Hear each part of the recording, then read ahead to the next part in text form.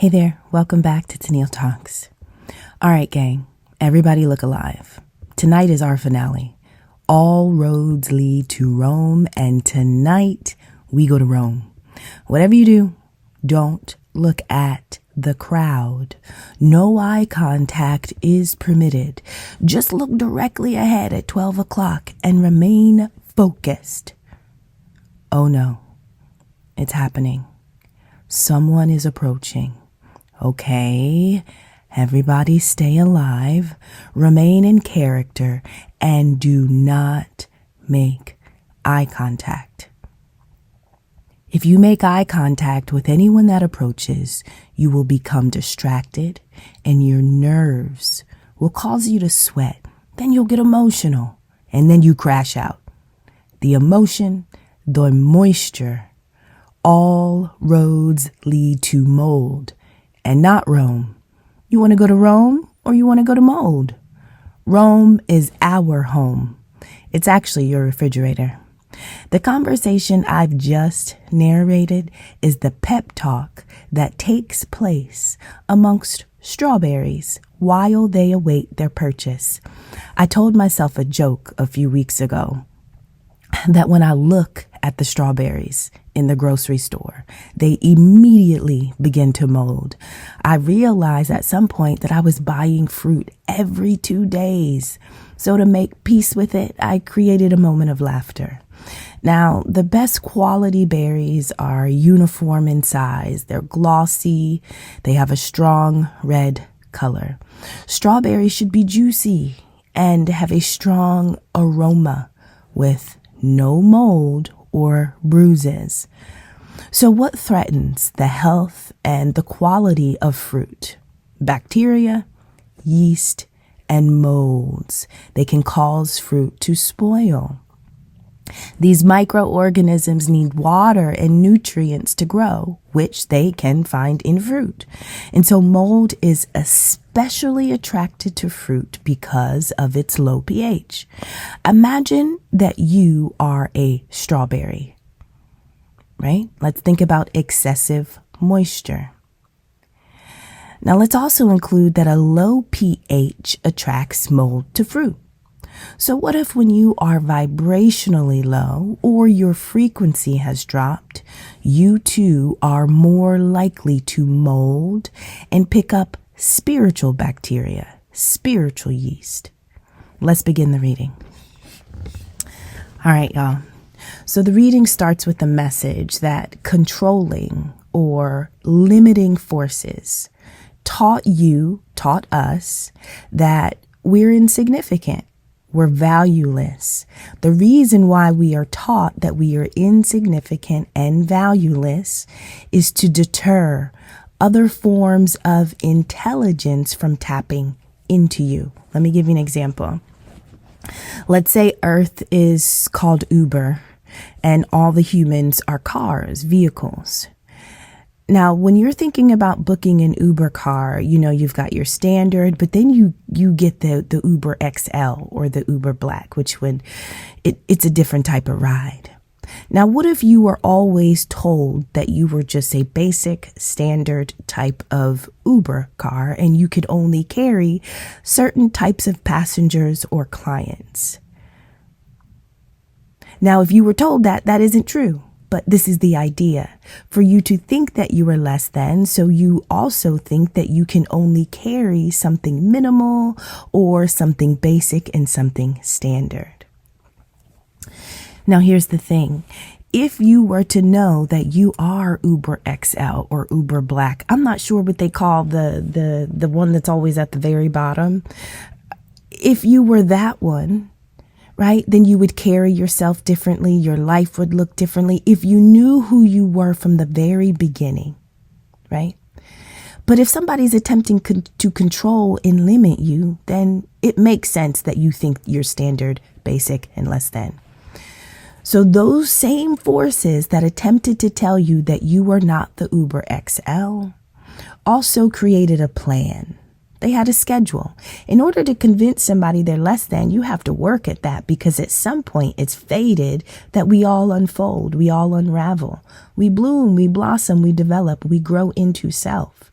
So to stop or to deter you from understanding the type of passengers that you can hold, the type of rides that you can accept, right? If you understand that you're a Big Daddy Uber XL or Uber Black, then there are certain energies and entities and ideas and habits and behaviors that you just won't allow to get in. Certain rides you're not going to pick up on because you know your value. You know your significance. So those that wanted you to think less, they develop a plan. They have a schedule. They want to organize and manage something around your value. And it's about you not understanding the truth of your intelligence and the intelligence that you can tap into. You know, when we say we're tapped in, oh, you're tapped in, you're on point. Well, what am I tapped into? What am I on point with? What is that? And so understanding that this ability is true for us all, this is why you're supposed to think that you're just a standard, basic meet, a little beater, a little car that just gets from here to there, that really can't hold nothing. You can't hold prosperity. You don't hold favor. You don't hold contentment or success or happiness or energy. You don't hold good health. You don't hold triumphs, right? When you understand your value, there's only certain things you're going to allow in your vehicle, because it needs to match your mood. It needs to match your energy. Now, God is with you. God is with you. And so when we're talking about you tapping into an intelligence, you recognizing your true value, we're talking about the Most High being the owner, being the controller, being what fills your vessel. If the Most High is a passenger, and if we have come back to this life to participate in some type of Uber game where we get to carry energies and entities, and the value of our vehicle and the quality of the ride we experience is really determined by who is riding inside of us.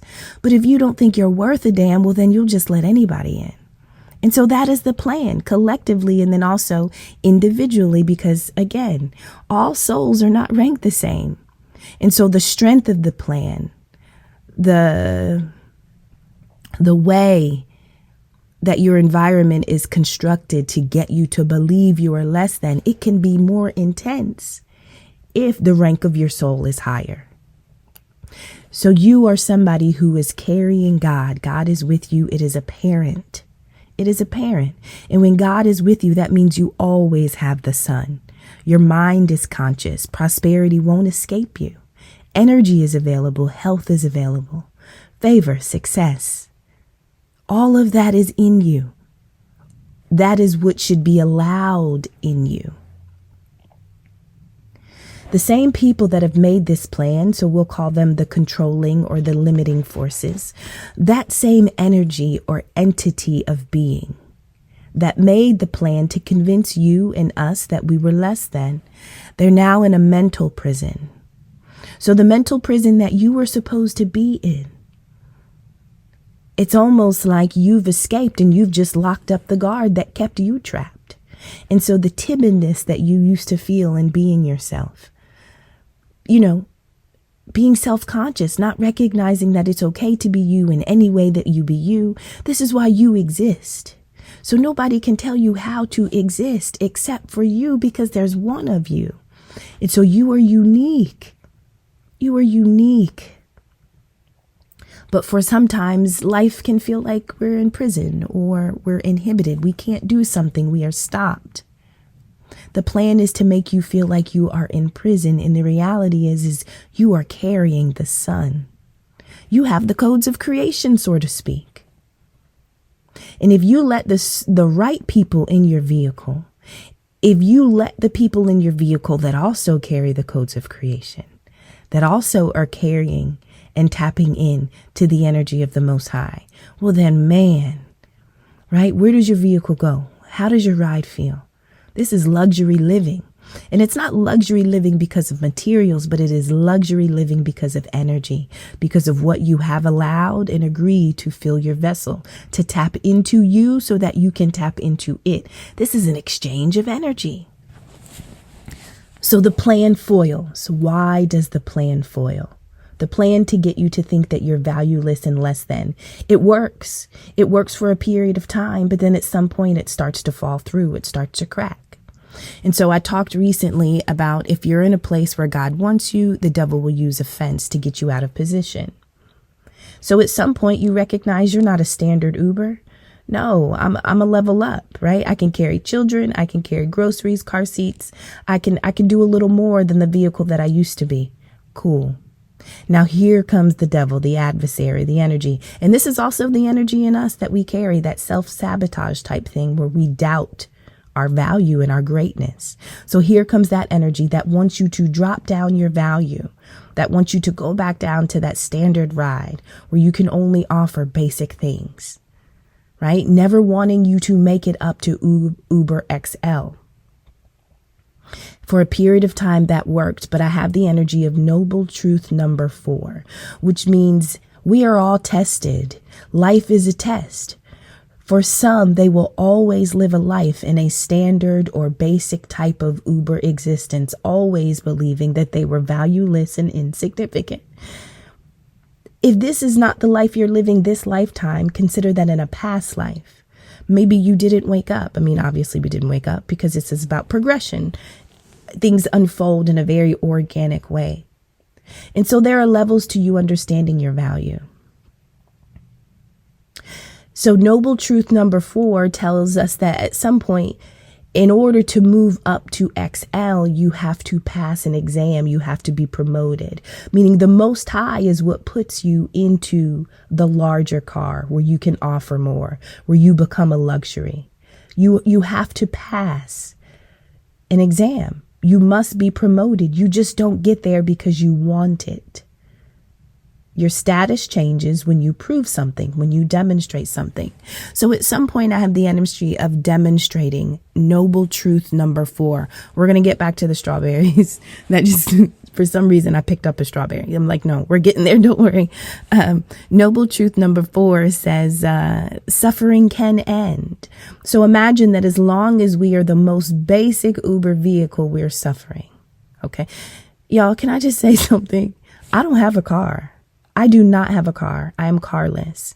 And so if you are an Uber driver and maybe you are offering Uber rides and you are offering a ride in a vehicle that is not the vehicle you want to be in, or you feel like you're not lucrative enough because of the quality of your vehicle, I don't want you to feel some kind of way. I just kind of picked up on that energy.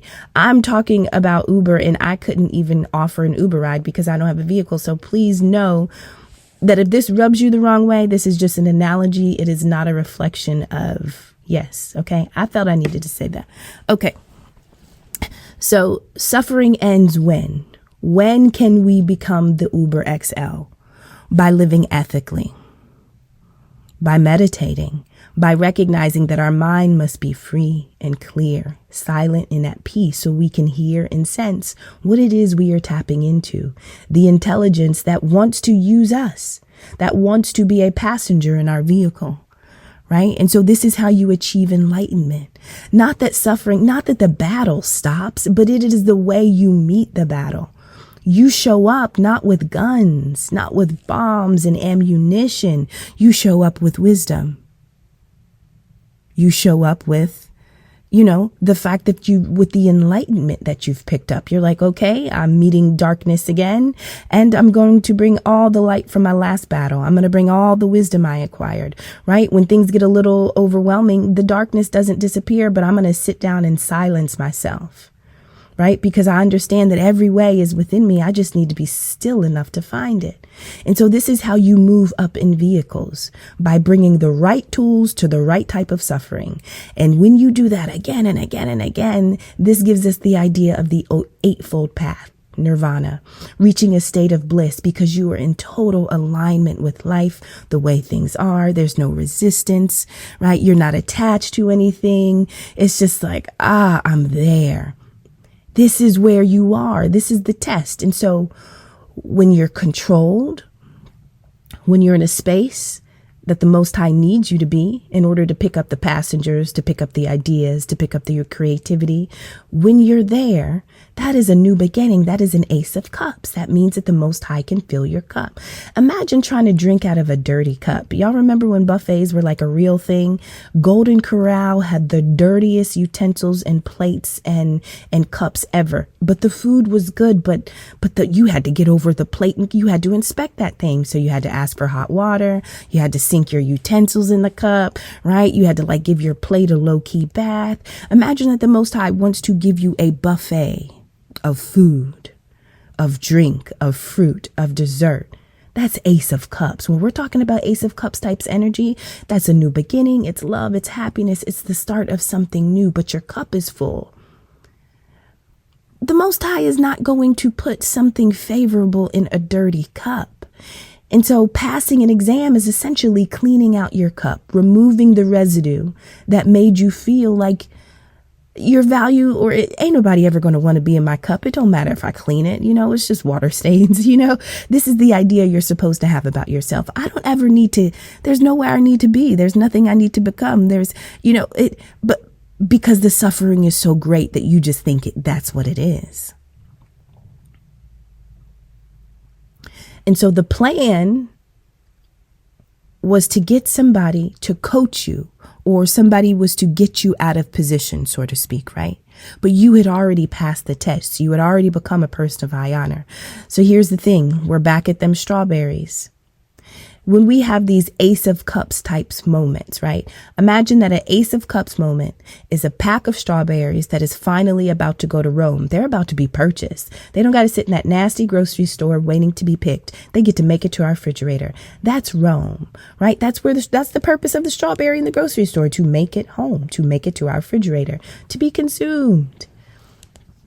That is what would fill the cup. However, when the strawberry is getting to the point where they may be picked, or they're in those new beginning moments, right? The way that strawberry thinks and feels about going to Rome, is Rome going to come, right? Determines the panic, the moisture, the sweat, the nerves, the anxiety, because the strawberry doesn't believe its worth and value. And so that's why the rule was like, don't look at it, like just be easy. Like, it's okay. Stay focused. The main thing is the main thing, to just be a strawberry, to just be red, to be glossy, to have an aroma, right? But when we look at love, or when we look at life, and we don't recognize the value of our cup, or when our cup isn't clean, or when we don't know what we can hold, we have a tendency to become overwhelmed and fearful, right? Because of what we've experienced. So sometimes love comes and it is terrifying. And this is what the adversary needs to move you out of position. So sometimes, the Most High is like, yo, I'm ready to pour into your cup. Is your cup clean? That's the first test. Is your cup clean? Have you gotten rid of all the residue from all the old nasty experiences? You know what I mean? All the bad drinks, the sour milk in the bottom. Think about a dirty cup. Like, nobody wants to drink out of a dirty cup, right? Even if what you're about to pour in it is good, it doesn't matter. You got to prepare the cup to hold it. And so whenever you're in a position to get this new cup, whenever you're about to get poured into, there will be a test. Is your cup clean enough to hold? That is the suffering. When I'm talking about the clean enough, I'm talking about detaching anything still in your cup. Those are things that you have not yet been able to detach from, which is why whatever is being poured into us doesn't feel like love. It doesn't feel like a new beginning, because we are carrying old stuff. Okay. And so it is always a good thing when we walk around with dirty cups, but we're asking for an emotional experience that brings us love and happiness, but your cup is dirty. The controlling powers want our cups to be dirty. And so the experiences of our life that we go through are supposed to make us feel like we have no value. We're insignificant. Look at us. Nothing is ever going to be poured into us, right? And then there are those situations where you are actually in a spot where something is going to be poured into you. And then you start to get these ideas, these thoughts, you get oh God, am I worth this? Can I hold it? Can I carry this? Is this me? Like, am I, right? But you passed the test. You got past. You're like, hell yeah, I can carry. I've been carrying this cup for 6 years. I done cleaned it, right? I boiled it, right? And so at some point, you have to get to the point where I am an XL. There's only certain things that are going to be allowed in my vehicle. At some point, if you're that strawberry, you're like, yo, I'm going to Rome. I don't have to be afraid. I know I'm going to Rome, whether they buy me on Wednesday of 2024 or Wednesday of 2026. Either way, I'm going to Rome. So I don't have to be afraid because I'm prepared.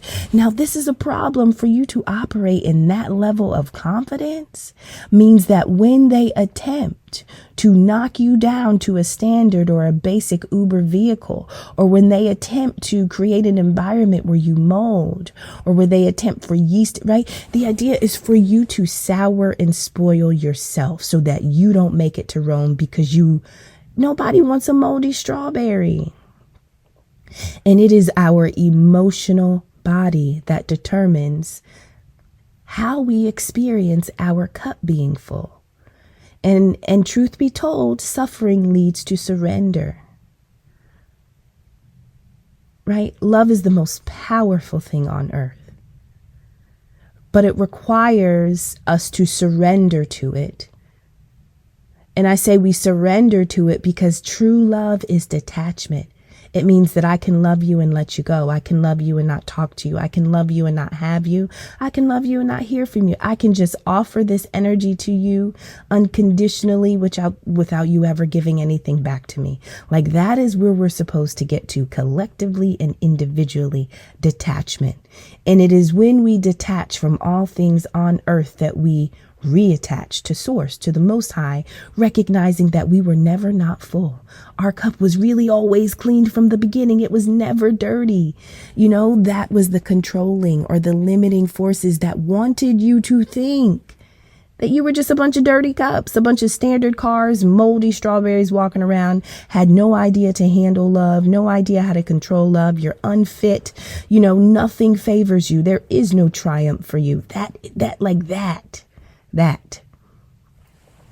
And it is honestly through suffering, the suffering that is forced upon you or us. It is honestly through that suffering that you find surrender and you truly understand what love is. Now, there was somebody around you that was a part of this plan. Okay. Now let's say the controlling or the limiting forces. So there's Uber, and then behind the Uber is the curtain, right? When you use the app and you need help, somebody's controlling that. So there is that part that controls the Uber app that part employed somebody. Now, the person that they employed, listen, when you are being controlled, the best people to control you are going to be the people closest to you, right? They have the best access to you to limit you. And so let's imagine that there was a plan that involved somebody close to you. But in order to pick up an assignment, you kind of got to understand what it is you're about to do. So one of the things or the ways in which they were given knowledge or they were coached or advised about you is that, listen, if we want this person to stop rising, to stop ascending, to stop awakening, then what is it that we need to go after? What is it that we need to attack? How do we knock their cup over? It's like, oh my gosh, the Most High is about to pour something into their cup. They know their cup's not dirty anymore. They've detached from everything low vibrational, whether it be a thought, a person, a habit, a pattern of behavior. They've detached. Their cup ain't dirty, but your cup was never dirty. But it's just making us think it is. But anyway, at some point it's like, they know their cup isn't dirty. Now what? They are on the path. They are in alignment. And so this is when you are no longer able to be knocked out of position. Now, will the offense and the battle and will the annoyance and the grievance come? Yes, that still comes. But it is the way in which you respond to it that determines your rank. It determines that you're high honor. The people that they use to control or limit, I'm talking about family, friends, coworkers. These are people closest to you. You can't be betrayed by a stranger. So it is the people closest to you that typically is going to be working. Not that everybody gets on the phone call and it's like, okay, so we're all after Tennille, right? And so this is how we are going to limit Tennille. This is how we are going to make Tennille think that she is valueless. It's not necessarily a group call in the physical, but there is an energy that all of those people carry. When we're talking about entities, I want you to imagine, okay, let me think. Okay, there's one bottle of Coke. Okay, there's 1 2-liter of Coke, and we all have a cup. That 1 2-liter of Coke can be poured into all of our cups at the same time, and we can all be drinking it and consuming it. Imagine that Coke is a dark energy, a demonic energy, a dark spirit, right? All of our vessels want Coke. We like Coke. We love drinking Coca-Cola. And that one bottle can go a long way. So if that is an energy of envy, of jealousy, of wanting to knock you off your square, right? Of wanting you to not have love and fulfillment and happiness and success, there are a lot of people around you that can be drinking that 2-liter, that can be feeling that same energy. And so without consciously recognizing that they are working together, they are actually working together. Spirits can fill many vessels at one time. One time, right? We're talking about legions of it's different. There are no limits. There are no limits in terms of where energy can go and not go in different realms, in different dimensions. And so if we look at a 2-liter being able to be shared amongst a group of people, it is the same way when we are talking about a negative thought form. Now, the people closest to you are somehow advised about how to get you to get out of position. Now, I don't know if you were in a marriage, if you were in a job, if you were in a certain city, but somewhere where you knew you needed to be, this is where you were to be moved. This is where you were to be forced out. Why? Because if you stay there, your cup is full. Your cup will be poured into. The Most High needs you there so you can find your empty cup. You don't want no Coke, right? You're ready for ginger ale. That's my favorite. You're ready for ginger ale. And so they're like, oh, hell no. Hell no, we're not about to and so these are the plans that happen, and everybody that's moving against you, these are just people who have filled themselves with Coke, and they might even know it. They may not even know it. Okay. So now here comes the third wheel enemy. This person in your life, I'm going to describe them. Now I have the number 6. In numerology, 6 is the lover. It's the nurturer. It's the caretaker. It's a maternal energy. It doesn't have to literally be a female matriarch. It can be for some of us, but it is somebody who carries the energy of wanting to be harmonious, and they appreciate you. And oh my gosh, I'll give you my last. I love you. I'll give you the shirt off my back, right? Somebody who appears to be loyal and very responsible. This is a generous, loving person, but this is actually a false person. Sometimes the people who pretend to offer you the most love, or who pretend to be the biggest fans, they just really want to be closest to you because it's about proximity, right? It's easier to stab you in the back if I'm 3 feet away as opposed to 13 feet away. So I got to get right up on you. But y'all, these really be rivals and enemies, dishonest people that are using their distance to cheat and steal and rob. This is a false person that masked themselves to be one of the most loving individuals there were. That is who was used. So again, it doesn't have to be maternal, but think about that energy. Y'all, this is the people where every time something goes wrong, they want to hear about it. Oh, you can call me. You can talk to me. Oh, I'm here. Or, they always want to, y'all know. These people are people who have failed a test. When you fail tests and become offended, you become bitter, angry, and disqualified. People that are moving against you because they didn't drink that same Coke are disqualified. They have disqualified themselves from reaching that 8-fold path. from reaching that state of nirvana, from allowing their cup to finally be filled with ginger ale instead of Coke. Right? These are the people that didn't pass the test. So you think that a whole bunch of losers are going to want to see you cross the finish line? No. All them moldy strawberries, they want you to be moldy too. They don't want you to make it wrong. They don't want you to be bought and purchased and loved on and favored and chosen. No, they want you to be moldy and overwhelmed and yeast ridden, right? Because they passed the test or they did not pass the test. And so the fate that they endure is the fate that they want for you.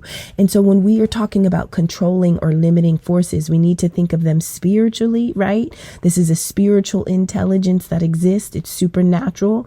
But it's not necessarily wanting to see you ascend. It is really trying to pull you down. Imagine you're at the bottom of a pool and the goal is to get to the top. Well, you're trying to swim to the top and they're grabbing your ankles. Those are those people, those friends, those co-workers. They work for the people behind the curtain, essentially, because they drinking Coke, not knowing it. But the thoughts that they have are vibrating Coke. Their habits are vibrating Coke. They weren't able to pass the test. And so typically the people who have failed the same test that they are watching you attempt to pass and actually pass are going to be the same rivals, the same enemies that want to be real close and love up on you real good in order to hold on to your ankles and stop you from getting to the top. This third wheel enemy type of energy right now is sitting in the 5 of Cups, disappointment, feeling let down. Their mind is clouded. Their thoughts are unclear, right? All they can focus is on the loss being you not losing. Can you imagine that somebody losing because they didn't get you to lose? Why did you ever think that would win? This is foolishness. This is absolutely foolishness. Because how can you ever win causing another to lose? I mean, for a short period of time, the Most High will allow it because you need to hang yourself and there's just more, you need more leash. And so, yeah, some things will be allowed because you need to feel the intensity of the slap when this does not go well. Right? But then it also teaches us at the same time to look at the suffering a different way, to recognize that this isn't really suffering at all. This is me surrendering to what love is requiring of me. That's really what it is. Suffering is really surrendering to love, but it is some hard stuff. And so there's a distrustful enemy, somebody who attempted to bring the same misfortune that is their life to you. But this person has failed. And what I'm seeing is we're strawberries. We're all wanting to go to Rome. And there are some strawberries close to us that are moldy.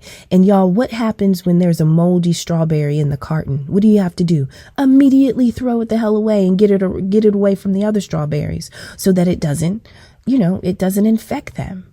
I want you to imagine that the controlling or the limiting forces use a whole bunch of moldy strawberries to get as close to you as possible. And when that energy is close up onto you, when you're finally about to get to Rome, or you recognize that you are preparing for Rome, I'm just trying to get to that refrigerator, right? And so you're trying to stay focused. You're trying to it's the main thing. But then it's almost like that energy around you, it wants to make you not pickable. I know that's not really a thing, but we're going to make it one, right? It wants you to spoil yourself so that you, like them, are not chosen. I dare you to eat a moldy strawberry, right? Imagine that. Imagine a life as a moldy strawberry. That, y'all, some people, that really is their reality. They know they're not juicy and supple and red. And then here you go with your shiny self, smelling good, looking good, right next to them in the same carton. Who do you think you are? Right. And so even if the whole carton makes it to Rome, guess who's getting thrown in the trash? The moldy ones. You're still getting to the main thing. You're going to where you need to go. That is the energy of this reading. And so the moldy strawberries so bad want you to pick up an offense, the fruits of offense. What are the fruits of being offended? Hatred, envy, blame, deception. These are all the ways in which we too can become moldy. So the other strawberries that are so unsexy, never going to be chosen, right? Because they miss the moment to recognize their value. They didn't understand their significance. They didn't pass the test, and I'm sorry, but everybody ain't gonna pass the test at the same time and in the same way. Come back again, it's okay, right? And then so those of us who have come here to pass the test this time, without a doubt, we are a problem. We are a problem. And so whatever your mission is, right? The pep talk for the strawberry was like, yo, you're a strawberry. Just focus on being a strawberry and look ahead. Don't pay attention to what's coming at you. Don't pay attention to don't just let the main thing be the main thing.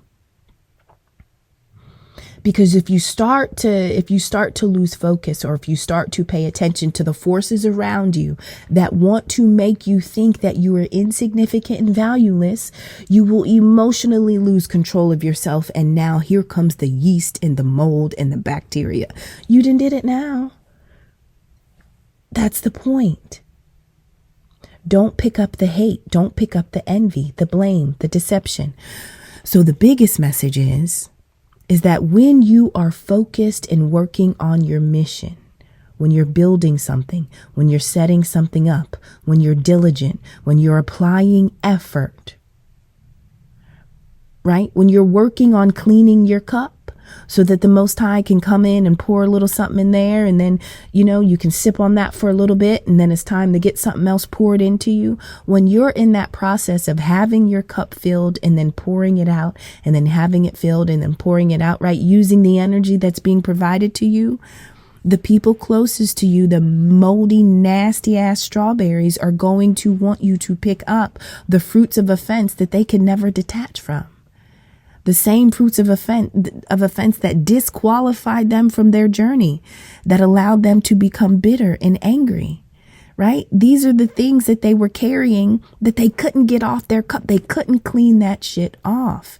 And so they failed the test, which means they won't experience the love and the health and the finances and the energy. The sun is not available to them. The Most High is not filling dirty cups. And so to be offended, to be blaming people, to be deceiving people, to be hating people and envious, that is a sign that you failed. You're moldy. Your cup is dirty. And because I see that that is true about you, I know that you want me to become moldy like you. And so don't take anything personally. This is how you stay clean. This is how you make it to Rome and you don't get mold on you. This is how you move up from the standard or the basic Uber to the Uber XL, right? Nothing others do is because of you. The actions and the words of others, it is a projection of their own reality and their own dream, which is why you must be mindful of how close you are to moldy strawberries. Finding boundaries and establishing limits is important to maintain your own value and your significance. You can still be in a carton of moldy strawberries and get eaten. They're going in the trash all day, every day. But your cup can be filled, right? And so this is not buying into what you're looking at and who's around you, even if people carry themselves in a very insignificant way, or they but speak about life in a way that is valueless. Sometimes just, what do they say? You're the sum of the 5 people you hang out with. Well, if they're all bums and they're all moldy strawberries, you're going to become a moldy strawberry, right? The odds of you becoming a moldy strawberry, right? Because that mold is going to tap into you. You don't know that a higher form of intelligence exists. And so you don't think you can, you don't think you can avoid it. And so this message is really a kudos to you. It says that at one point, your cup was dirty. At one point, you thought you were the standard Uber. At one point, you thought you were the moldy strawberry, but then you kind of went through in order to make it to noble truth number 4, you had to get through the first one and the second one and the third, right? You had to detach from materials. You had to get rid of the desire for the money, the sex, the relation, like everything outside of you that we all long for. At some point, you have to recognize that if you don't have you can't experience any of that anyway. And so it's really having all of you that is the first and most important thing. Your money in the bank doesn't matter when your health is failing, because your body won't be able to enjoy the luxuries that the money can provide for you. And so your vessel is the wealthiest thing you have, right? It is priceless. And convincing you that it is less than, or surrounding you by a whole bunch of less than vessels, this gets you to drink Coke, to pick up an energy, and to no longer allow you to be filled with my most favorite ginger ale. So I have the energy of love. I have the energy of desire and worth and extravagance. I'm talking about human love in relationships, new romance, making commitments, right? Because the plan didn't work. You already knew who you were. You already understood that the suffering actually took me to surrender. I released, I detached. I allowed myself to be filled with something greater, with something higher, right? I'm just choosing something bigger and better for me. And it is only because I know that God is with me that they can't knock my cup over, that I'm not getting moldy, that they can't pour Coke inside of me. And I done told them that I'm only sent here to drink ginger ale and ginger ale alone. And so you have made it. You have made it. And in order to stay in the position, in order to keep that cup getting full, don't take no thing. Don't take anything personal. Don't take nothing others do. Nothing anyone does is because of you. It is all a projection. When people start talking to you a certain kind of way, treating you, that is a reflection of what is in that cup. And if you're around somebody and you feel dirty or unclean, or you feel like, they got some mold, they got some yeast, they got some bacteria, right? And they also probably have something in their cup that you're not sipping on, that you were not sent here to sip on. And they got some stains and some residue. I love y'all so much. Yes. And so, so I don't know if I made this super clear, but the person, the nurturer, the fake nurturer, the nice, nasty type of person who really wanted to be close to monitor, right? In order so they knew where to put the mold, so to speak, in your life. Like that energy is the energy that is feeling the disappointment and the loss, right? And listen, and it's really people who don't pass their test that don't want you to pass yours. That's really all it is. I mean, emotional immaturity at its finest. If I can't have it, you can't have it. I want it. It's emotional immaturity. These are people that they don't know that they're bigger. They don't know what you know. And now you are the problem. Isn't that amazing? So I'm the problem because I know something now, we're the same. We're the same. We are all walking on the same path, but we're not all on the same step. And so be mindful of the people that haven't yet gotten to your step, right? Be mindful of the people that haven't yet gotten to your step, that you know will never get to your step, because those are the moldy strawberries. And so I want you to know that whatever your desires are attached to your purpose. It's attached to your work.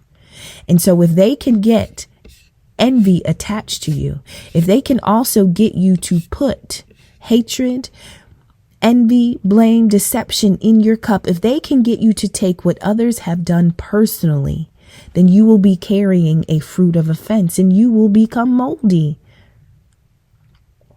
The attacks of others, it's to get you to become moldy. It's to get you to not make it to Rome. It's to get you to not show that you are favored and chosen and set apart.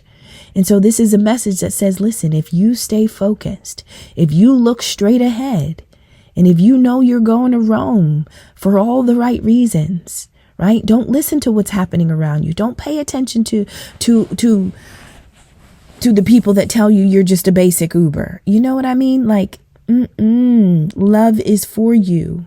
Compassion, commitment, wealth, all of that comes for you. And the truth is that, it kind of comes when you don't want it. When you recognize that its place, when you recognize its place, it can come, but you can also keep it. Right? There have been times in life where I've had things, but then I've had to lose them because I put them in the wrong place. They were in the wrong place and they couldn't stay there. All right, I'm about to go. I think I tried to go before, but I couldn't. But I have to go. I love y'all. I don't want to go ever. I love y'all. It's Friday. I normally don't post on Saturday and Sunday, but like, I don't like not talking every day to you and with you. Those days I kind of feel naked. And then when I talk again on Monday, it's like I kind of got to warm up to it again. And so like, I don't ever really want to stop talking, but I do think it's appropriate for me to like schedule, you know what I mean? But I genuinely just I love talking to y'all. And so I hope you're well, and I will talk to you on the next one. I love you. Bye-bye.